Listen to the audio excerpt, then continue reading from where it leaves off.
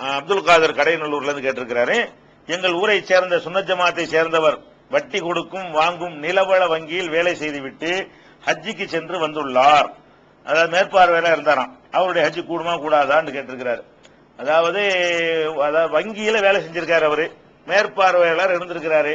வங்கியில வேலை பார்த்தா என்னவாகும், வட்டிக்கு துணை செய்யற மாதிரி தானே வரும். அதனால அவரு துணை செஞ்சாருங்கிற வகையில ஹஜ்ஜிக்கு போயிட்டு வந்திருக்காரு, கூடுமா அப்படின்னு கேட்கு. இதுல நீ என்ன கவனிக்கணும்னு கேட்டா, வட்டியை பொறுத்த வரைக்கும் டைரக்டா வட்டி வாங்கக்கூடாது என்ற ஒரு விஷயம் மக்களுக்கு தெளிவாக கடந்த காலத்தில் சொல்லப்பட்டு இருக்கிறது. ஆனா இந்த வட்டியில வங்கியில வேலை செய்யறது, இந்த வட்டிங்கிறது பயங்கரமான விஷயம், நிரந்தர நரகத்தில் தள்ளக்கூடியது. இந்த மாதிரி விஷயங்களை எல்லாம் மார்க்க அறிஞர்கள் சொல்லி கொடுக்காம, இதெல்லாம் நம்ம என்ன வட்டியா வாங்குறோம், நம்ம வட்டி வாங்குவோம் இல்லை, நம்ம வேலைக்கு நம்ம சம்பளம் வாங்குறோம், இது என்ன தப்பா அப்படிங்கிற மாதிரி அவருக்கு சொல்லப்பட்டு, அந்த மாதிரியாக நிறைய பேர் என்ன செஞ்சிருக்கிறாங்க, அந்த மாதிரி வேலைகள்ல போய் பணியாற்றி இருக்கிறாங்க.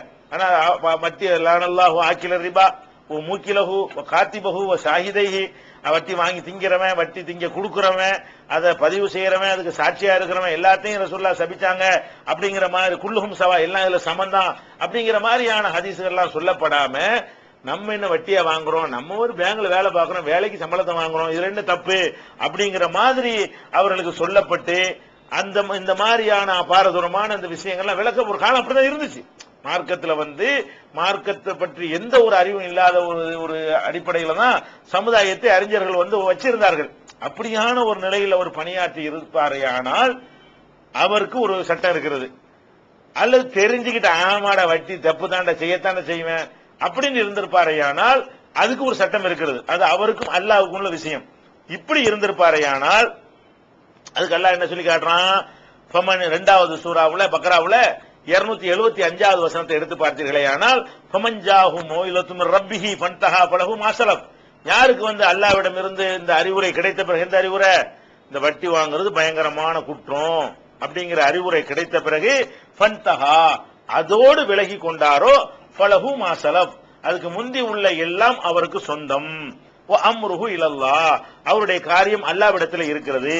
வமன் ஆத, தெரிஞ்சுக்கிட்டே பிறகு யாரு செய்கிறாரோ, உலாயிக அஸ்ஹாபுன் நாரி ஹும் ஃபீஹா காலிதூன், அவங்க நரகவாசிகள் தான், அதில் நிரந்தரமாக இருப்பார்கள் எல்லாம் சொல்லி காட்டுறான். வட்டி டைரக்டா ஒருத்தன் வட்டி வாங்கினா கூட வட்டியுடைய பாரதூரமான அந்த குற்றத்தை உலமாக்கள் சரியா சொல்லாம, ஏதோ ஒரு சின்ன ஒரு பாவம் மாதிரி, சாதாரண ஒரு பாவம் மாதிரி சொல்லி கொடுத்து அவனுக்கு அந்த பயம் இல்லாத அளவுக்கு ஒரு ஜெனரேஷன் உருவாக்கி, பிறகு இந்த தௌஹீது குர்ஆன் ஹதீஸ்லாம் வந்த பிறகு, ஆஹா நம்மளை பிள்ளை கெடுத்துட்டாங்க, நிரந்தர நரகமாமல, சும்மா சாதாரண பாவம் நினைச்சோம், உள்ள போனதானாமல, சொர்க்கத்துக்கு போக முடியாதாமல அப்படிங்கறதெல்லாம் இன்னைக்கு தெரிஞ்ச பிறகு ஆகாண்டு திருந்தினாரையானால், இதுக்கு முந்தி வட்டி வாங்கி இருந்தார அதெல்லாம் கூட அவருக்கு சொந்தமாக்கிடலாம், தப்பு கிடையாது. அப்படி திருந்தின பிறகு அவர் ஹஜ்ஜிக்கு போனார்னா ஹஜ்ஜி செல்லு, அவர் தான தர்மங்கள்லாம் செல்லு, அதுக்கு முந்தி உள்ளதையும் சேர்த்து பத்ரில்லாஹு செய்யாத்திஹிம் ஹசனாத், அவங்களுடைய தீமைகளை கூட அல்லாஹ் என்னவாயிருவான், நன்மையாக மாற்றி விடுவான் அப்படிங்கிற ஒரு வகையில் இருக்கும். இவரை பொறுத்த வரைக்கும் இதெல்லாம் இந்த தவறுன்னு கன்ஃபார்மா தெரிஞ்சுக்கிட்டு போட, அல்லாஹ் சொன்னாலும் கேட்க மாட்டேன், ரசூல் சொன்னாலும் கேட்க மாட்டேன் என்று இருந்தவரா, அல்லது இதெல்லாம் மார்க்கத்தில் தடை இல்லை என்று உலமாக்கள் சொன்ன ஃபத்வாவை நம்பி அதன் அடிப்படையில் போய் இருந்தவரான்னு நீங்க பார்க்கணும். அப்படி இருப்பாரையானால் இன்னைக்கு அவர் திருந்தி கொண்டாருன்னா அது கூடும்.